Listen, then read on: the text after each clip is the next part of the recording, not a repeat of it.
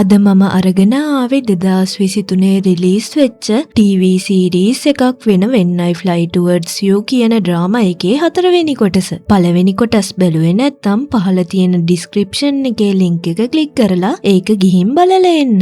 දඟකාර හරිම සතුටින් ඉන්න ගෑනු ළමෙක් පාසලේ හොඳට ඉගෙන ගන්න නිහඬම පිරිමි ළමයා එක්ක ආදරයෙන් බැඳුනොත් මොකක් වෙයිද? පළමු බැල්මෙන් ඇතිවන ආදරය, සැබෑ මිත්‍රත්වය, පොඩි පොඩි හිත් රිදීම් වගේම වැරදි වටහා ගැනීම එක්ක මෙයාලගේ ආදරයට මොකක්ද වෙන්නේ කියලා බලන්න දිගටම අපිත් එක්ක රැඳිලා ඉන්න. කතාවට යන්න කලින් අපේ Movie Hub Sinhala YouTube channel එක subscribe කරලා ඉන්නකෝ. එහෙනම් යමු අපි අද කතාව බලන්න.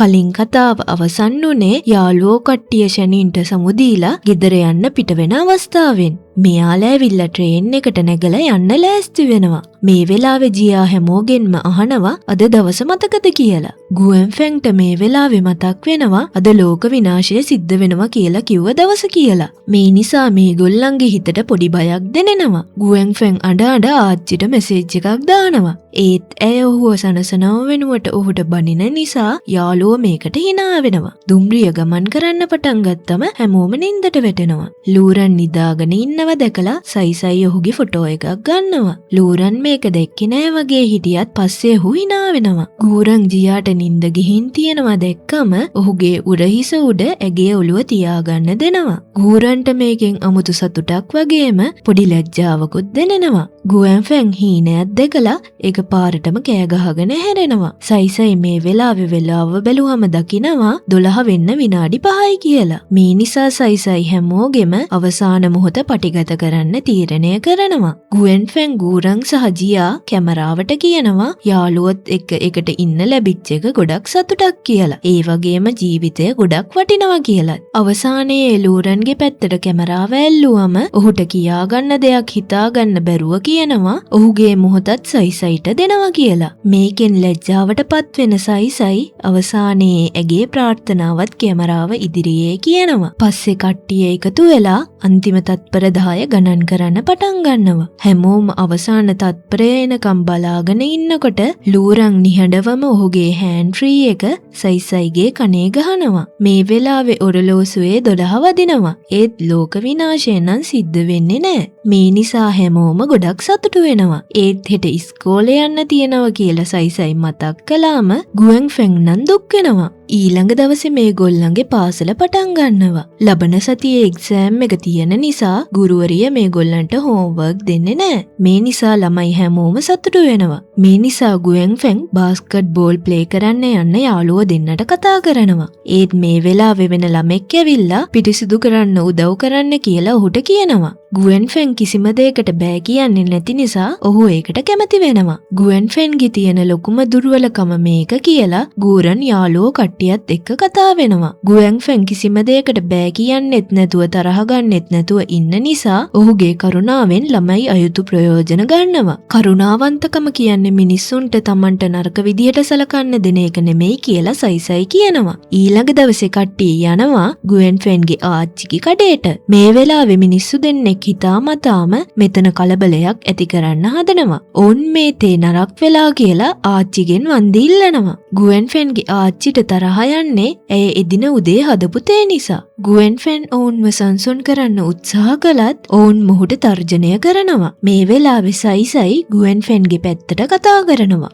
ලූරන් සහ ගෝරනුත් ගුවෙන් ෆෙන්ව ආරක්ෂා කිරීමට මැදිහත් වෙනවා. ඒත් ගුවෙන් ෆෙන් නම් සියලු දෙනාවම සංසුන් කරන්න හදනවා. රණ්ඩු වෙනවා වෙනුවට ඔහුගේ අතේ ඇති මුදලකුත් දීලා ගුවෙන් ෆෙන් ඔවුන් දෙන්නව එකගෙන මෙතනින් පිට වෙනවා. කවුරුවත් නැති තැනකට ගියාට පස්සේ ගුවෙන් ෆෙන් මේ මිනිස්සු දෙන්නගෙන් දීපු සල්ලි ඉල්ලනවා. මේ වෙලාවේ ගුවෙන් ෆෙන්ගේ ස්වරූපය තනිකර වෙනස් වෙනවා. එක්කෙනෙක් පහර දෙන්න හැදුවත් ගුවෙන් ෆෙන් ඔහුව ලේසියෙන්ම නවත්තනවා. මේ නිසා ඔවුන් බය වෙලා ආපහු සල්ලි දෙනවා. පස්සේ ගෝරන් මෙතනට ඇවිල්ලා ඔවුන් ඔවුන්ට සැර කරලා ගහන්න වගේ හදනවා. මේ වෙලාවේ ඔවුන් දෙන්න මෙතනින් යන නිසා ගූරන් හිතනවා ඔහුට බයේ ඔවුන් ගිය කියලා. ලූරන් සහ ගෑනු ළමයි දෙන්නත් මෙතනට ආවම හිතන්නේ ගූරන් තමයි ගුවෙන් ෆැන්ව බේරගත්තේ කියලා. ගූරනුත් ඒ විදිහට හැසිරෙනවා. පස්සේ ගුවෙන් ෆැන් ගෙදර යනවා. ඔහුගේ ආච්චි ඔහුව පරීක්ෂා කරලා අහනවා ඒ මිනිස්සුත් එක්ක රණ්ඩු වෙන්න ගියාද කියලා. ගුවෙන් ෆැන් ඒක ප්‍රතික්ෂේප කළත් ඔහු හිතනවා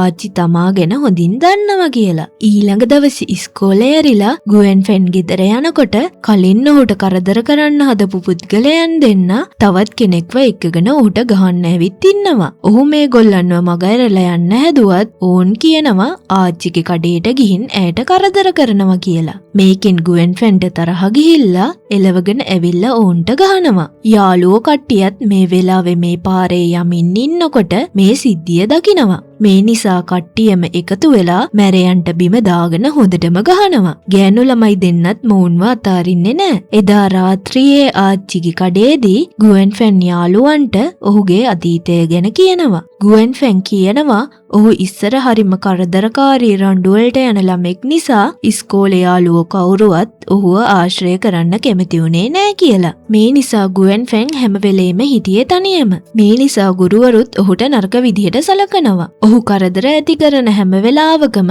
ආච්චිට ඒ පවුල් වලින් සහ ගුරුවරුන්ගෙන් සමාව ඉල්ලන්න සිද්ධ වෙනවා. ආච්චි ගිහිල්ලා ගුරුවරියකගෙන් නැවත නැවත සමාව ඉල්ලනවා දැක්කම ඔහුට ගොඩක් දුක හිතිලා වෙනස් වෙන්න තීරණය කරලා. සයිසයි ගුවෙන් ෆැන්ට ප්‍රශංසා කරන්නේ ඔහු ඔහුගේ වැරදි වලින්ම පාඩම් ඉගෙනගෙන හොඳ කෙනෙක් වෙච්ච නිසා. පස්සේ හැමෝම ගුවෙන් ෆැන්ට සහ ආච්චිට සමුදීලා ගෙවල් වලට යනවා. ඊළඟ දවසේ මේගොල්ලන්ගේ ඉස්කෝලේ එක්සෑම් එක තියෙනවා. මේ නිසා හැමෝම නොසන්සුන් වෙලයි ඉන්නේ. අවසානයේ ඔවුන් සාර්ථකව විභාගය අවසන් කරනවා. එදා රාත්‍රියේ ගෙදර යමින් ඉන්නකොට ලූරන් කියනවා නිවාඩුවට ඔහුට සූයෝන් වල තියෙන ඔහුගේ ගෙදරට යන්න වෙනවා කියලා. ඒත් ඔහු යනවා කියලා දැනගත්තම සයිසයි නම් දුක් වෙනවා. සයිසයි දුකෙන් ඉන්නවා කියලා දැක්කම ලූරන් ඇයට ග්ලව්ස් දෙකක් දෙනවා. සයිසයි තෑග්ග ගැන සතුටු වුණත් මාසයක්ම ඔහු ඈත් වෙලා ඉන්න නිසා කනගාටු වෙනුයි ඉන්නේ. ලූරන් hina වෙලා කියනවා මාසය පුරාම සයිසයි එක්ක මෙසේජ් කරන්නම් කියලා. මේ වෙලාවේ ලස්සන සිද්ධියක් වෙනවා. කාර්තුවේ පළමු හිම වැටීම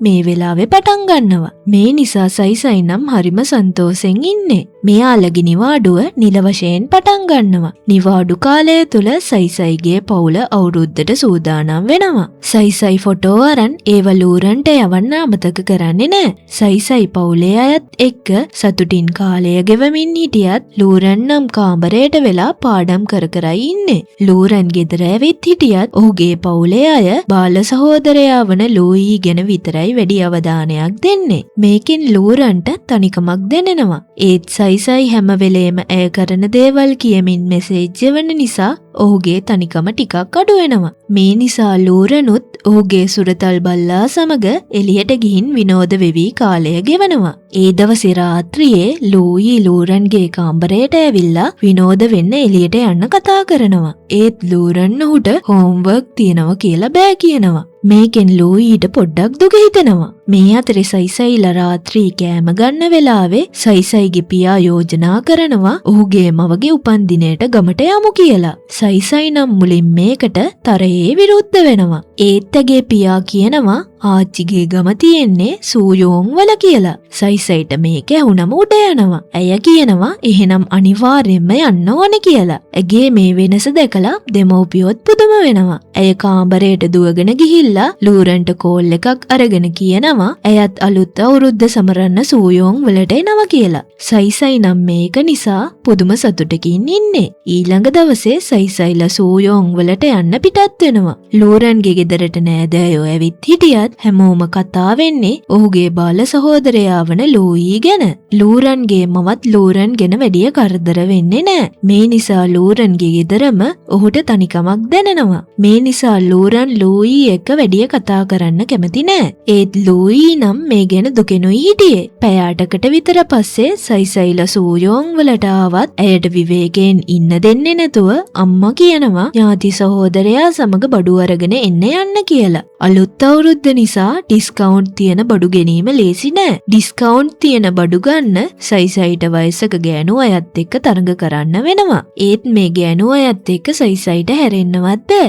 සයිසයි අන්තිමටම අතට ගත්ත භාණ්ඩය තවත් කෙනෙක් අරගෙන අදින නිසා ඇයට ඒක ලබා ගන්න ඒ ගෑනු කෙනත් එක්ක රණ්ඩු කරන්න වෙනවා. මේ වෙලාවේ ලූරනුත් ඒ සුපර්මාකට් එකේ ඉඳලා සයිසයිව දැකලා සයිසයිගේ නම කියලා කතා කරනවා. මේකෙන් නම් සයිසයි අතිශයින්ම ලැජ්ජාවට පත් වෙනවා. නිවසට යන අතරමඟදී ඇගේ ඥාති සහෝදරයා ඇයට විහිළු කරනවා සයිසයි වැඩ කරන්න දන්නේ නැති වුණත් කන්න නම් හොදට දන්නවා කියලා. ලූරන්ට මේවට hina යනවා. අවුරුදු නිසා ලූරන්ට ඇගේ ගෙදර යන්න සයිසයි ආරාධනා කරනවා. ගෙදරට යන අතරමඟදී ගමේ ඉන්න කට්ටිය මේගොල්ලෝ දිහා බල ඉන්නව දැක්කම සයිසයි කියනවා ගෙදර යන්න කලින්ම පිරිමි ළමයෙක් එක්ක ගෙදර එනවා කියලා ගෙදරට ආරංචි වෙලා තියෙයි කියලා. ඇත්තටම ඔවුන් ගෙදර යන්න කලින් සයිසයිගේ දෙමව්පියන්ට අසල්වැසියෝ කෝල් කරලා මේ ගැන කියනවා. ඇගේ තාත්තට මේකෙන් තරහ ගිහිල්ලා කොස්සකුත් අරගෙන එළියට එනවා. ඔහු ලූරන්ව දැක්කම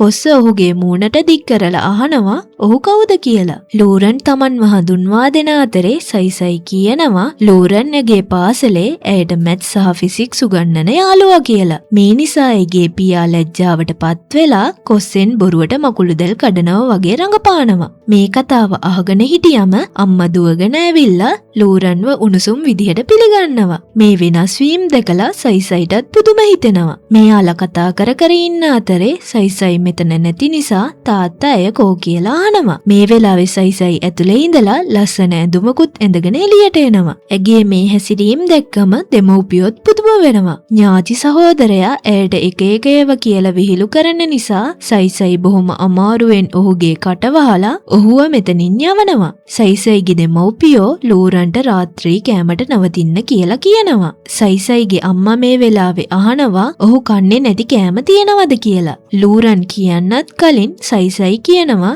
ලූරන්ට ඉස්සෝ ඇලර්ජික් කියලා. මේ වෙලාවේ ලූරන් පුදුම වෙලා සයිසයිගෙන් අහනවා ඇය කොහොමද ඒක දන්නේ කියලා. ගුවෙන්ෆ්‍රෙන්ඩ්ගේ ආච්චිගේ කඩේදී ලූරන් බෙදපු ඉස්සෝ කාපු නැති නිසායි සයිසයි ඒක දැනගෙන තියෙන්නේ. සයිසයිගේ මේ කතා නිසා ලූරන්ට hina යනවා. සයිසයිගේ අම්මා කෑම සූදානම් කරද්දී තාත්තත් එක්ක කියනවා ඇයත් ඔය වයසේදී කැමැත්තෙන් හිටියේ ලූරන් වගේ හැම අතින්ම පර්ෆෙක්ට් පිරිමි ළමයෙක්ට කියලා. තාත්තා විහිළුවට අහනවා ඉතින් ඔයාට හම්බුණාද කියලා. මේකෙන් අම්මට තරහ ගිහින් ඔහුටත් ගස්සගෙන එතනින් යනවා. රාත්‍රී කෑමෙන් පස්සේ සයිසයි ලූරන්ව මගට ඇරලවන්න යනවා. ලූරන් ඔහුගේ නිවසට වඩා සයිසයිගේ පවුලේ අයට ගොඩක් කැමැත්තෙන් හිටියේ. ලූරන්ගේ පවුලේ අය බාල සහෝදරයට විතරක් වැඩි අවධානයක් දෙන නිසා නිවසේදී ලූරන්ට ලොකු තනිකමක් දැනෙන බව සයිසයි තේරුම් ගන්නවා. මේ අතරේ ගූරන්ටත් අලුත් අවුරුද්ද ගත කරන්න වෙන්නේ නම් තනියමයි. ඔහුගේ දෙමව්පියොත් වෛද්‍යවරු නිසා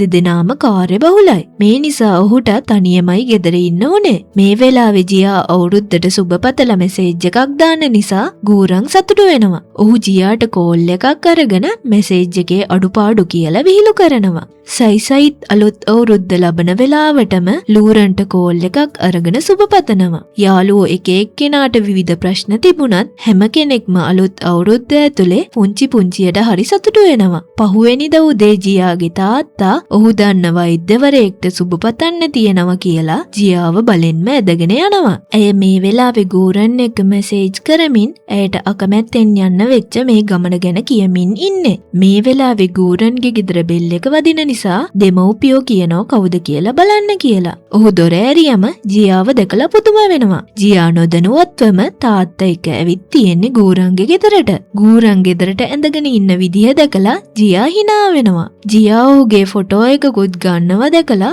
ගූරන්ට මුකුත් කරගන්න බැරුව තරහෙන් ඉන්නවා. ගූරන්ගේ දෙමව්පියෝ කියනවා ජියාව කාමරයට එක්කගෙන ගිහිල්ලා වීඩියෝ ගේම්ස් එල්ලම් කරන්න දෙන්න කියලා. ගූරන් අකමැත්තෙන් උනත් ඒකට එකඟ වෙනවා. ගූරන්ගේ කාමරේ අපිලිවෙල නිසා ඔහු ජියා ඉස්සරහා පොඩ්ඩක් අපහසුතාවයට පත් වෙනවා. ගූරන් බාස්කට් බෝල් ප්ලේ කරන ෆොටෝ එකක් දැකලා ජියා ඒක අරගෙන ලස්සනයි කියලා කියනවා. ගූරන් මේ වෙලාවේ ලොකුකම් කියෙව්වත් ජියා ඒකේ ඉන්න චියන්යුව පෙන්නලා කියනවා ඔහු තමයි ලස්සන කියලා. පස්සේ ජියා වීඩියෝ ගේම් ප්ලේ කරන්න කියලා කම්පියුටර් එක ඔන් කරන්න හදනවා.